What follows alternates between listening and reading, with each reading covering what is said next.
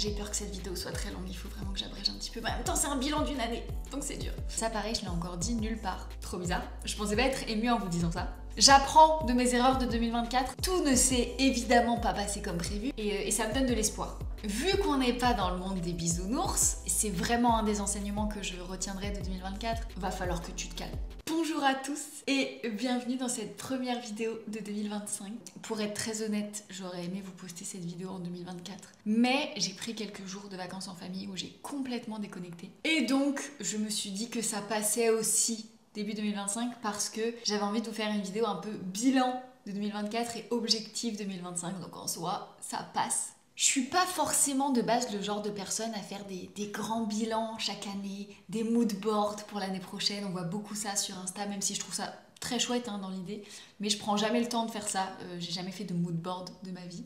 Mais l'année 2024 a été tellement unique en son genre que j'étais obligée de vous faire un petit bilan. Que ce soit d'un point de vue pro, d'un point de vue perso, d'un point de vue écologie bien sûr au sens large. On va attaquer pour pas que cette vidéo dure 48 ans. 2024 ça a été une année exceptionnelle et extrêmement chargée. Déjà parce que j'ai enfin osé faire deux projets que je repoussais depuis longtemps, qui sont cette chaîne YouTube et le podcast. Ça fait 4 ans que j'ai commencé à être vraiment créatrice de contenu sur Instagram uniquement. Et j'avais depuis, on va dire, au moins 2 ans en tête l'idée de faire autre chose, de lancer une newsletter, de lancer une chaîne YouTube, etc. Et je procrastinais pour un tas de raisons. Syndrome de l'imposteur en particulier, évidemment. Peur de mal faire. Temps, tout simplement. Et en fait, je sais pas vraiment pourquoi, honnêtement. Mais cette année, je me suis dit, allez, j'y vais. Et du coup, j'ai lancé en même temps un podcast et une chaîne YouTube. Alors... Tout ne s'est évidemment pas passé comme prévu vu que je me suis lancée un petit peu sans grande préparation finalement. Je savais même pas comment on faisait un podcast. Je me suis dit allez j'enregistre. J'avais pas trop de logo, j'en ai d'ailleurs toujours pas. J'ai pas d'habillage musical etc. Ça reste un podcast qui est très dans son jus. Mais je me suis lancée et du coup j'ai créé le podcast qui s'appelle Être écolo c'est nul. En me disant que j'allais réussir à lancer un épisode par semaine pendant toute ma vie. J'ai tenu quand même longtemps un épisode par semaine. Le premier épisode, je crois qu'il date d'avril. Et j'ai dû tenir jusqu'à peut-être septembre. Et je suis passée à un épisode toutes les 2 semaines en fin d'année.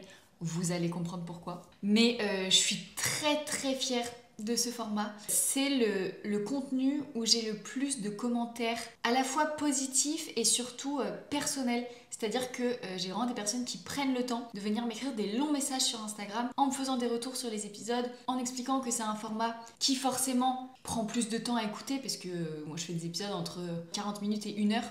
Donc c'est pas comme sur Instagram où on scrolle et en fait on voit quelque chose et on oublie quelques minutes après. Là on prend vraiment la décision de passer 40 minutes à 1 heure avec la personne.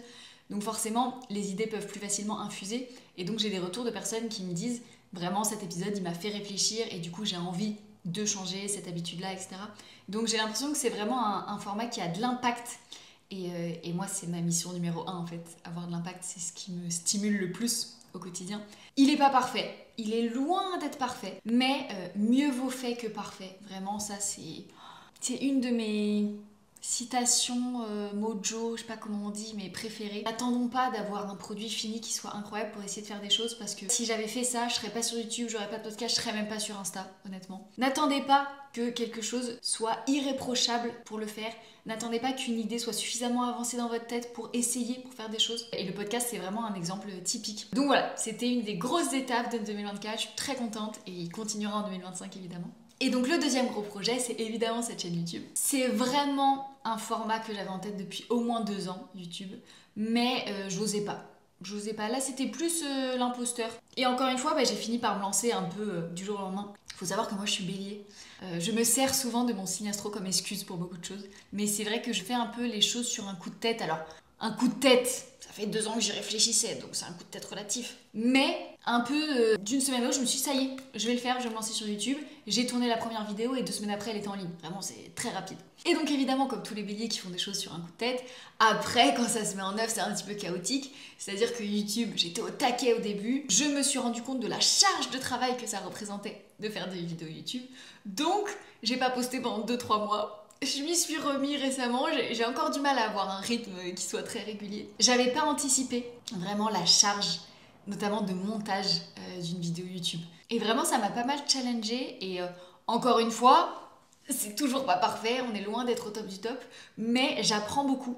Ne serait-ce qu'en montage, donc ça me stimule, ça me challenge, j'aime beaucoup. Et je m'amuse beaucoup sur YouTube. Et voilà, c'est vraiment deux beaux projets de 2024, le podcast et YouTube. J'ai hâte de voir comment je vais faire évoluer un petit peu ces deux formats sur 2025, mais ça a été du coup une grosse étape de ma vie professionnelle de 2024 en tout cas.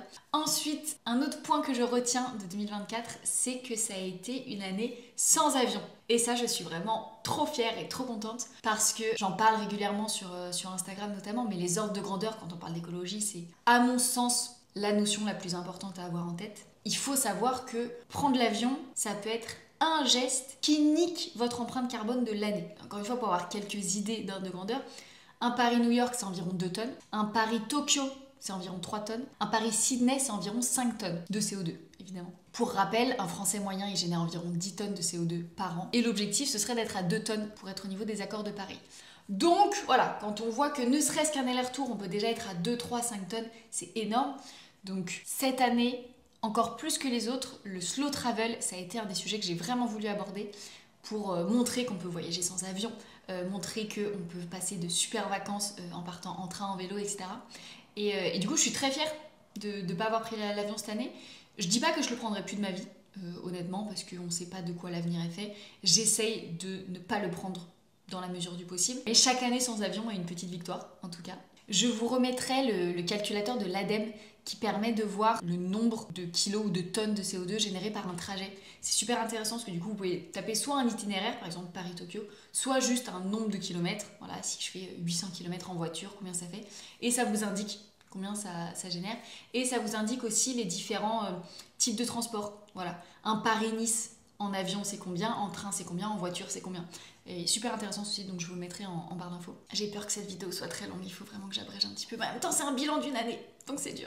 Évidemment, même si j'ai pas pris l'avion, j'ai passé une année extraordinaire en termes de voyage et de déplacement. J'ai commencé l'année dans le Kera pour faire ma première randonnée en raquette. C'était trop bien. On est parti 4 jours. Vraiment, c'était top. Ensuite, je suis partie quelques jours en voyage en train, visiter plusieurs villes de France. C'était en partenariat avec Ourail, en l'occurrence, qui est un média qui parle du slow travel et qui donne plein d'itinéraires à faire sans avion, que ce soit en France ou en Europe. Donc on avait été visiter plein de villes, que ce soit Saintes, Jonzac, Montauban. On avait fait un petit tour en train comme ça sur toute la côte ouest. En septembre, j'ai été visiter le Luberon avec mon amoureux. On a passé une grosse semaine dans le sud de la France et vraiment, on va pas se mentir, le Luberon, c'est magnifique. On a notamment été visiter le Colorado provençal, qui n'a pas grand-chose à envier au Colorado des States. Tout ce qui est voilà, Luberon, Provence, je trouve que c'est vraiment des régions qui sont magnifiques. Je suis partie aussi 2 jours en Suisse pour partir à la découverte des alpages et voir comment on fait la laine, etc. Donc dans les montagnes suisses, ça pareil, il n'y a pas besoin d'aller très loin pour en prendre plein les yeux. On s'est fait quelques petites escapades en vélo, notamment pour aller dans des tiny houses, pas très loin de Paris, en faisant voilà, soit tout en vélo, soit une partie en transilien et une partie en vélo, pour aller passer 1 ou 2 nuits dans des petites cabanes comme ça dans la nature. Pareil, c'est pas très loin, mais niveau dépaysement, c'est le top du top. J'ai été passer un petit week-end à l'île de Ré avec mes parents et ma sœur. Enfin voilà, j'ai vraiment pas manqué de voyage sans prendre l'avion. J'ai pas manqué de dépaysement, j'ai pas manqué d'émerveillement, j'ai pas manqué de nature, j'ai pas manqué de ville, j'ai manqué de rien en fait. Donc je suis contente parce que c'est vraiment une année sans avion et sans frustration. J'ai pas été beaucoup à l'étranger. J'ai été du coup 1 fois en Suisse et 2 fois à Bruxelles pour le travail, mais j'ai pas eu de manque vraiment d'aller loin ou d'aller juste à l'étranger en Europe. L'année dernière, j'avais été à San Sebastian en Espagne en train. Il y a des chances que j'aille en Italie en train l'année prochaine, je vous en reparlerai. Mais voilà, j'ai pas été beaucoup à l'étranger, mais honnêtement, ça m'a pas du tout manqué cette année parce que, encore une fois, j'ai vu une diversité de choses en France qui m'a complètement rempli le cœur et la tête.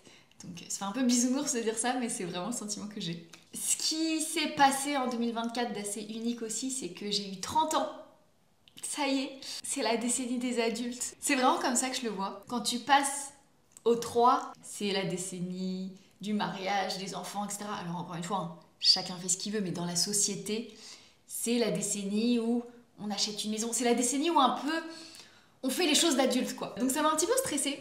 Au début, je vais être très honnête, parce que pour l'instant, moi, j'ai rien de tout ça de prévu. J'ai pas de mariage de prévu, j'ai pas de bébé de prévu, j'ai pas d'achat de maison de prévu. Donc j'avais un peu ce décalage de ça y est, j'ai 30 ans et pourtant je pourrais en avoir 25, j'aurais la même vie. Je me sens pas tout à fait alignée avec mon âge. Et même physiquement, on me donne très souvent, pratiquement tout le temps, moins que mon âge. J'ai pas foncièrement l'impression d'avoir 30 ans. Et le pire, c'est que vu que j'enregistre ça en décembre et que je suis née en mars, je suis en fait même beaucoup plus proche de mes 31 que de mes 30 ans. Mais voilà, c'est pas un cap qui m'a vraiment remué, on va dire. Mais c'est quand même un événement, je pense, quand on passe une décennie. Donc ça allait finalement dans l'année où il se passe pas mal de choses. Et pour terminer sur les événements un petit peu marquants, on va dire, de cette année, même s'il y en a eu plein d'autres, mais encore une fois, j'allais pas faire une vidéo de 2 heures, donc j'ai essayé de prendre vraiment les choses un petit peu qui marquent. J'ai atteint la barre des 100K sur Instagram. Les 100K. C'est un peu symbolique, les 100K. Aussi une certaine sécurité, parce que moi, c'est mon métier à temps plein depuis 2 ans. Et forcément, atteindre les 100K, même vis-à-vis des marques, je me suis dit, je vais peut-être avoir plus de légitimité vis-à-vis des marques et donc peut-être moins de crainte de ne pas réussir à vivre de ce métier-là dans les années ou dans les mois à venir du moins. Et évidemment, la fierté malgré tout de me dire, il y a 100 000 personnes aujourd'hui. Alors, c'est pas vrai, parce qu'en vrai, quand on a 100 000 abonnés, on n'a pas 100 000 personnes qui voient nos contenus tous les jours. Il y en a seulement qu'une partie. Mais se dire, il y a 100 000 personnes qui ont au moins fait l'acte de cliquer sur s'abonner, qui sont du coup un minimum intéressées par l'écologie, par le végétarisme, par la mode éthique, par le slow travel, etc. Et ça me donne de l'espoir, en fait. Ça me donne vraiment de l'espoir de me dire qu'on est de plus en plus à s'intéresser à ces sujets-là. Et c'est aussi une petite fierté de se dire j'ai pas quitté mon travail pour rien, je passe pas beaucoup de mon temps sur tout ça pour rien. Je vous spoil un petit peu ce qui arrive après, donc je vais m'arrêter là. Mais voilà, les 100K, ça a été symbolique finalement pour pas mal de choses. Alors, vu qu'on n'est pas dans le monde des bisounours, on va quand même enchaîner sur ce qui s'est pas bien passé. Je trouve ça super important, quand on fait le bilan comme ça, d'être très honnête sur ce qui s'est aussi mal passé. Et vous doutez bien que dans une année aussi chargée que 2024, tout ne s'est pas passé comme prévu. Et le plus gros, alors c'est pas un échec, mais on va dire le plus gros négatif de cette année, c'est que j'ai évidemment frôlé le burn-out. Clairement. Trop bizarre. Je pensais pas être émue en vous disant ça. Mais j'ai évidemment beaucoup donné cette année. Notamment, en fait, j'ai lancé le podcast et YouTube au mois d'avril environ. Donc printemps-été, j'ai beaucoup travaillé. J'ai pas pris beaucoup de vacances cette année, parce que quand je vous parle de mes différents vacances, déplacements, c'est très souvent pour le travail. Donc c'est pas des vacances à 100%. Typiquement, la randonnée dans le Kéra, c'était génial, mais c'était du travail. Donc c'était beaucoup de création de contenu en même temps. Bref. Ça a été une année extrêmement chargée et en fait, que ce soit mon corps ou mon cerveau, on finit par me dire à la fin de l'année, va falloir que tu te calmes. Je pense que ça a commencé fin août, quand j'étais en Suisse dans les alpages, je me suis fait une grosse entorse. Ça faisait une année que j'avais une cheville un petit peu fragile et là ça a pété, ligaments cassés, arrachement osseux, etc. J'ai eu le pied dans une botte pendant 3 semaines. C'est pas grand chose, hein, c'est juste une entorse, mais ça m'a beaucoup impacté moralement déjà, d'être limitée physiquement. J'ai toujours pas récupéré 100% de la mobilité de ma cheville d'ailleurs. Et je pense que ça a été la première alerte de mon corps. Parce que voilà, ça faisait longtemps que ma cheville était fragile. Pourtant, je suis partie en rando en janvier et un petit peu en juillet et il s'est rien passé. Et là, je pars 2 jours, je fais une rando et elle se pète. Voilà, je pense que c'était la première alerte. À partir de là, octobre, novembre, j'ai senti mon corps qui commençait à en avoir marre. J'ai commencé à avoir une fatigue extrême.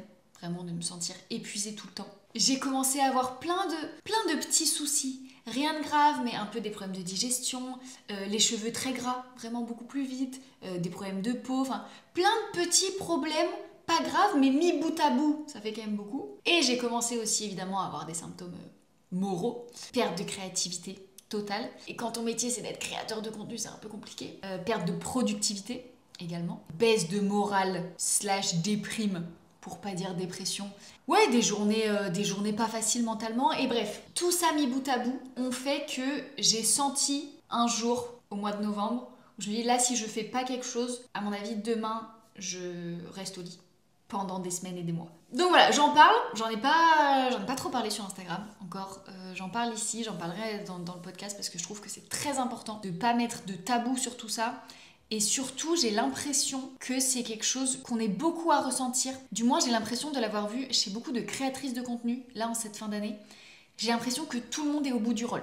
J'ai l'impression que 2024 a roulé sur beaucoup de personnes. Donc je sais pas si c'est très lié au métier de créateur de contenu. On pourra en parler. Je vous conseille la vidéo de Héloïse Monchablon qui est géniale sur le sujet, sur la pression qu'on peut avoir dans ce métier. Parce que c'est un métier qui est génial et que j'adore et qui a plein de points positifs sur plein d'aspects, mais qui est extrêmement énergivore et anxiogène sur beaucoup de choses. Et donc voilà, est-ce que 2024 ça a été l'année où tout a un petit peu explosé, que maintenant les réels sur Instagram, il faut capter l'attention en 3 secondes, il faut poster toujours plus, etc. etc. Ou est-ce que c'est au global, et par exemple si vous faites un autre métier, vous avez complètement ressenti aussi un peu cette pression, voilà, n'hésitez pas à partager en commentaire, vraiment ça m'intéresse. En tout cas, j'ai l'impression que dans les créateurs, créatrices de contenu, j'ai vu beaucoup de vidéos passer comme ça, de personnes qui sont au bout du rouleau à la fin de l'année. Et moi vraiment je l'ai senti fois 1000. En même temps voilà, ça a été l'année la plus chargée de ma vie, donc c'est pas choquant. Et pour être très honnête avec vous, ça pareil, je l'ai encore dit nulle part. J'avais signé un autre gros projet en début d'année. J'avais signé avec une maison d'édition pour écrire un livre. J'étais très fière de ce projet et je pense que ça a participé grandement à ma surcharge mentale parce que je me suis engagée sur ce projet-là et en fait j'avais juste aucun temps pour le faire. C'est-à-dire que toutes les semaines je devais sortir mes réels sur Instagram, préparer un épisode de podcast, préparer une vidéo YouTube, aller à un événement pour rencontrer une marque, etc. Et en fait, à aucun moment dans mes semaines, j'avais le temps pour écrire un livre. Et donc ça m'a créé une espèce de pression et de culpabilité de se dire t'as toujours pas avancé sur ton manuscrit, t'as toujours pas avancé, tu n'écris toujours pas, t'as écrit que un chapitre, tu n'avances pas, qu'est-ce que tu vas dire à ton éditrice? Et en fait, j'allais exploser littéralement. Et donc en fait, à ce moment-là, en novembre, où j'ai senti que j'allais craquer, j'ai appelé mon éditrice et je lui ai dit que j'allais pas écrire le livre. Je lui ai dit que c'était pas possible en fait, je lui ai dit que si j'écrivais ce livre, j'allais faire un burn-out. Et je n'ai aucun doute là-dessus. Si je n'avais pas arrêté ce projet, je serais actuellement au fond de mon lit, j'en suis sûre et certaine. Et en fait, c'était pas possible en 2024. J'avais pas ni le temps, ni l'espace mental pour écrire un livre cette année. Et donc, ça fait aussi partie de mes leçons de 2024, c'est de savoir dire stop au bon moment, ne pas avoir les yeux plus gros que le ventre tout le temps. Et vraiment, je suis triste d'avoir arrêté ce projet. Alors, pour l'instant, il est mis en pause. On verra. Si finalement je me lance dans l'écriture l'année prochaine ou l'année suivante, peut-être que finalement je l'écrirai jamais. Honnêtement, à l'heure actuelle, je n'en sais rien. Donc voilà, pas de livre pour cette année, mais vraiment il faut savoir se faire passer avant. Et c'est vraiment un des enseignements que je retiendrai de 2024. En fait, il n'y a rien de plus important que la santé mentale, il n'y a rien de plus important que la santé tout court d'ailleurs.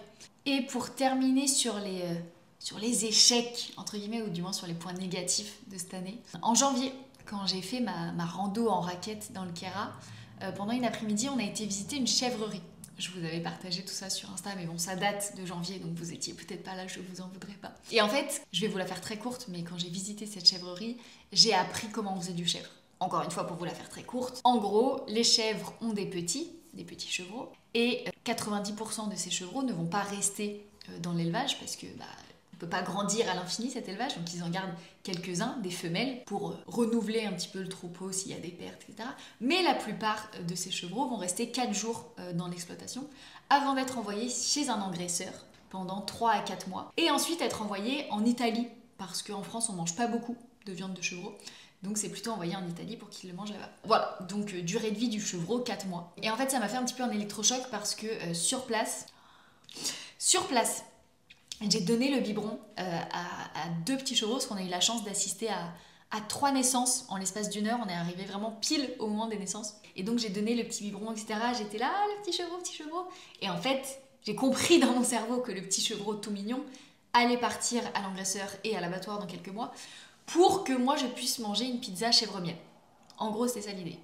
Donc je me suis retrouvée dans une espèce de dissonance cognitive totale de je fais un petit câlin à un bébé chèvre qui va être mort dans 4 mois parce qu'on veut manger du fromage. Après cette expérience-là, on a décidé, avec mon copain qui était avec moi, de ne plus acheter de produits laitiers à la maison. On aurait pu se dire on devient végane, mais honnêtement, je sais qu'aujourd'hui, ou du moins en janvier, j'étais pas prête pour être végane, mais je me suis dit déjà un gros pas qu'on pourrait faire, c'est on n'en achète plus à la maison.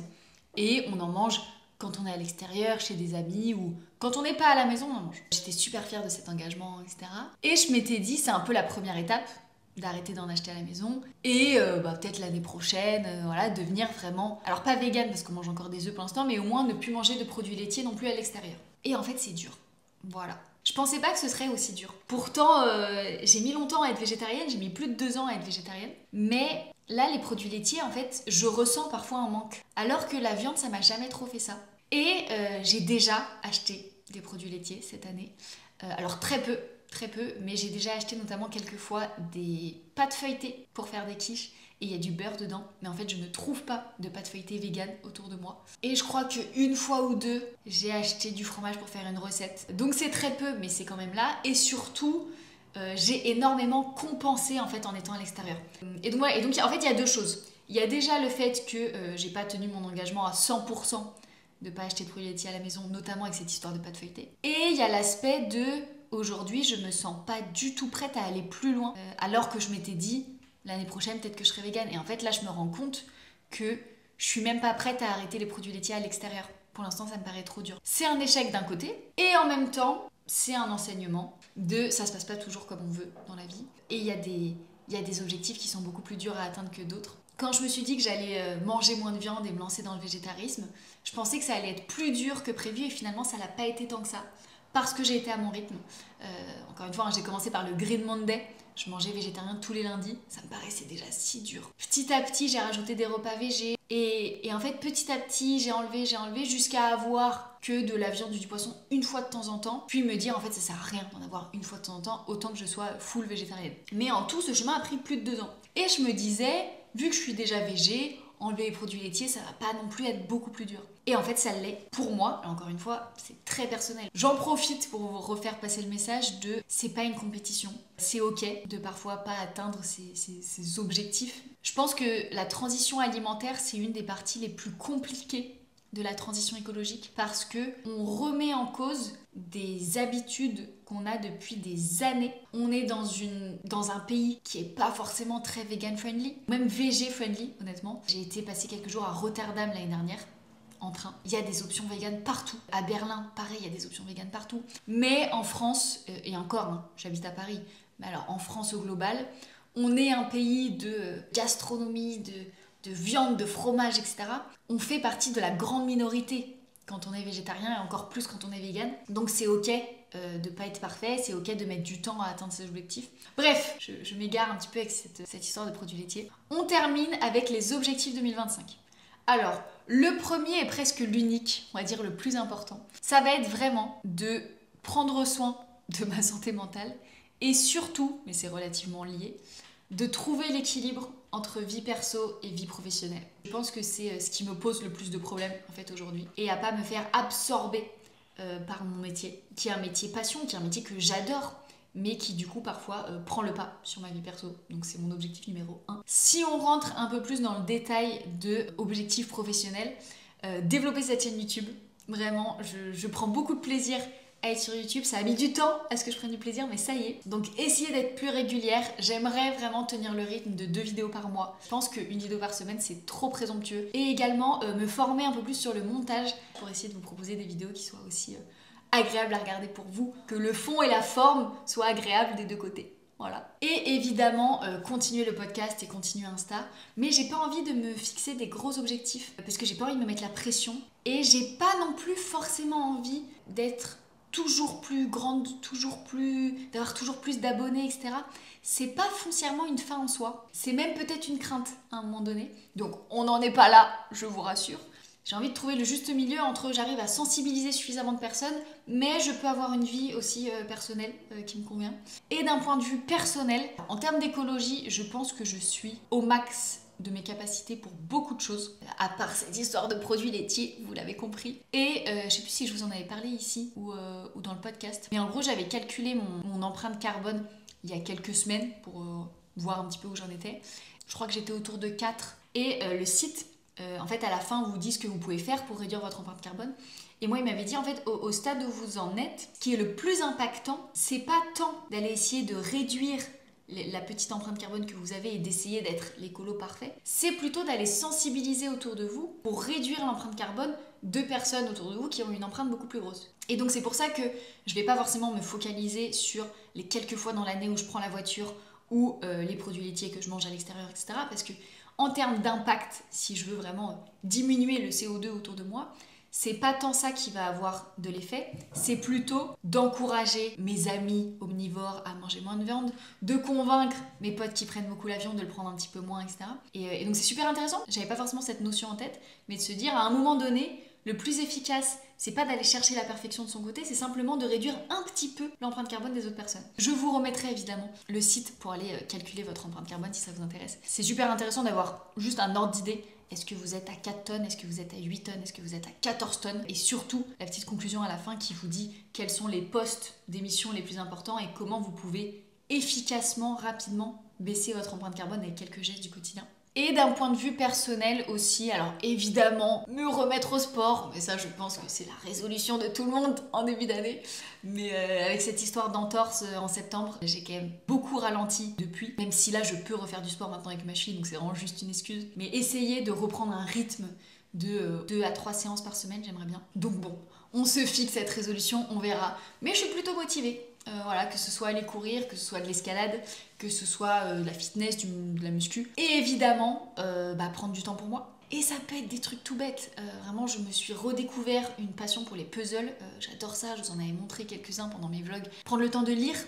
J'ai très peu lu en 2024. Vraiment, je pense que j'ai dû lire 2 ou 3 livres grand max. Donc si vous avez des conseils lecture, vraiment, n'hésitez pas. Que ce soit sur l'écologie, celle-là j'en ai déjà quelques-uns un peu sur ma wishlist. Mais que ça peut être des romans. J'ai vu partout La femme de ménage. Évidemment, j'ai envie de le lire maintenant parce que je l'ai vu partout et tout le monde dit que c'est génial. Donc il est aussi sur ma wishlist. Mais si vous avez des conseils lecture, je suis preneuse. Voilà un petit peu les objectifs 2025. Pas de grands trucs, vraiment. J'apprends de mes erreurs de 2024, donc je me fixe pas des objectifs de malade. J'ai envie que 2025 soit une année plus douce. J'ai pas forcément envie de cocher 1 milliard de cases. Et je pense que c'est complètement ok comme objectif. Voilà. Écoutez, c'est la fin de cette vidéo interminable, je pense. C'était une vidéo un petit peu plus personnelle. Je me suis dit aussi que c'était une manière de me présenter un petit peu différemment. Si vous ne me suivez pas sur Instagram, si vous avez découvert la chaîne YouTube il n'y a pas longtemps. La prochaine vidéo, ce sera un petit peu moins moi, et un petit peu plus des conseils pour vous.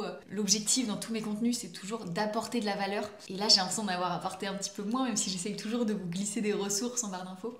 Mais voilà, la prochaine vidéo, j'ai plutôt envie que ce soit une vidéo qui vous motive, qui vous donne des inspirations pour 2025, des idées de gestes, d'habitudes à mettre en place, etc. Mais je voulais commencer d'abord avec ce petit bilan. N'hésitez pas à me dire en quelques mots, même, ou en beaucoup de mots, si vous avez envie, comment vous ressentez cette année 2024, qu'est-ce que vous en retenez, est-ce que ça a été une année plutôt positive pour vous ou non, et auquel cas, qu'est-ce que vous avez envie pour 2025, est-ce que vous avez des objectifs, ou juste simplement un cap un peu pour cette nouvelle année.